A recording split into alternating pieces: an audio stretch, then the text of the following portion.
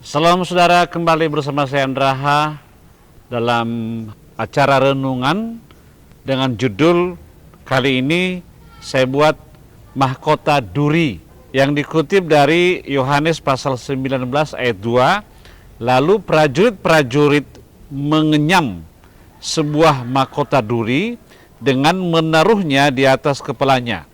Mereka mengenakan dia jubah ungu. Saudara, ini dalam suatu perjalanan panjang dan peristiwa besar mengenai penyaliban daripada Tuhan Yesus Kristus di atas Gunung Golgota. Dan dalam perjalanannya itu menuju ke Gunung Golgota, dia itu harus memikul salib dan juga dia dimahkotai dengan duri. Nah, tentunya ada tujuannya kenapa dia harus dikasih mahkota duri. Nah, mahkota biasanya melambangkan kemuliaan, kekuasaan, dan kehormatan.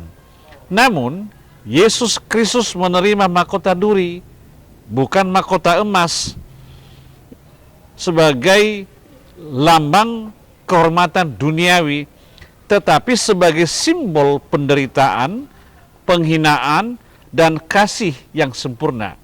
Itulah arti daripada mahkota duri yang dikenakan kepada Yesus Kristus.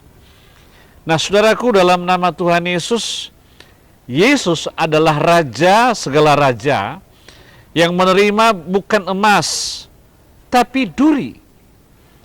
Seharusnya kalau seorang raja itu menerima mahkota emas, tapi justru dia menerima mahkota duri. Dia rela menanggung rasa sakit dan penghinaan yang luar biasa agar manusia diselamatkan.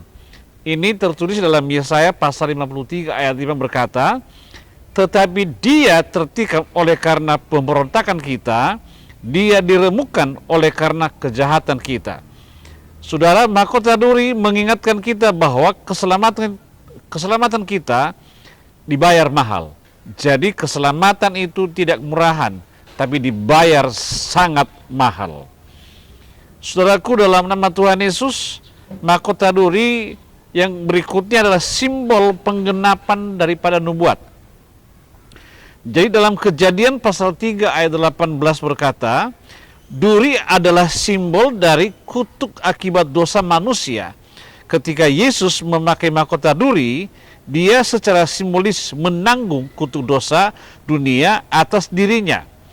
Itu bukan sekedar alat penyiksaan, tapi lambang bahwa yang menggantikan kita di bawah murka Allah, agar kita terbebas daripada hukuman penderitaan. Nah, berikutnya adalah mahkota duri, simbol kasih tanpa syarat. Yesus bisa saja menolak penderitaan itu, saudara. Tapi dia memilih jalan salib karena kasihnya kepada manusia tak bersyarat. Seperti tertulis dalam Roma pasal yang kelima ayat 8 berkata, "Akan tetapi Allah menunjukkan kasihnya kepada kita, oleh karena Kristus telah mati untuk kita ketika kita masih berdosa." Yang keempat, mahkota duri adalah panggilan untuk mengikut dia. Panggilan untuk mengikut Yesus. Kita dipanggil bukan hanya untuk menerima anugerah, tapi juga memikul salib dan ikut dia. Lukas pasal 9 ayat 23. Dalam penderitaan hidup, kita bisa melihat bahwa Kristus adalah lebih dulu menderita demi kita. Mahkota durinya memberi kita kekuatan untuk bertahan dan setia. Kemudian saya buat penutup pada hari ini, yaitu dari mahkota duri ke mahkota kemuliaan.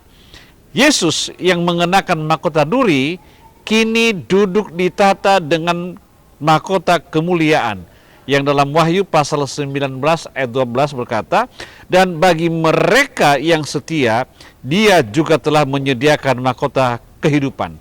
Yakobus pasal 1 ayat 12 berkata, "Mari kita hidup dengan penuh syukur, menghargai pengorbanan Kristus dan setia dalam perjalanan iman kita." Jadi saudara, dalam nama Tuhan Yesus, pesan saya, Yesus telah menanggung semua penderitaan, penghinaan, dan juga dia seorang pribadi yang memiliki kasih yang sempurna. Dia mengasihi saya, dia mengasihi saudara, dia mengasihi kita semua, agar kita terbebas dari segala penderitaan.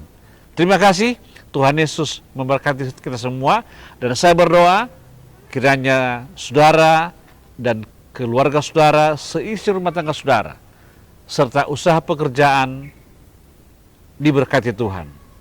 Dalam nama Tuhan Yesus. Haleluya. Amin. Saat ini kita sudah ada beberapa pos PI. Pos PI kita ada di Patumbak yang dilayani oleh Pendeta Elianus Warubu, Sarjana Teologia. Ada juga pos PI kita di Pasar 7, Padang Bulan, Medan yang dilayani oleh Pendeta Romi Armenta Sinulingga. Ada juga pos PI kita di Tanjung Anom yang dilayani oleh Bapak Pendeta Dodit Setiawan. Ada juga kita punya pos PI di Puri Anom yang dilayani oleh Pendeta Rospongo Sidabutar. Dan ada juga kita punya pos PI lagi yang dilayani oleh Pendeta Irman Raha Sarjana Teologia di Sukadono. Jadi siapa saudara yang dekat daerah itu, silakan hubungi mereka. Nomor telepon mereka tertera di dalam layar ini. Dan sampai jumpa di acara berikutnya. Terima kasih, Tuhan Yesus memberkati kita semua. Salam.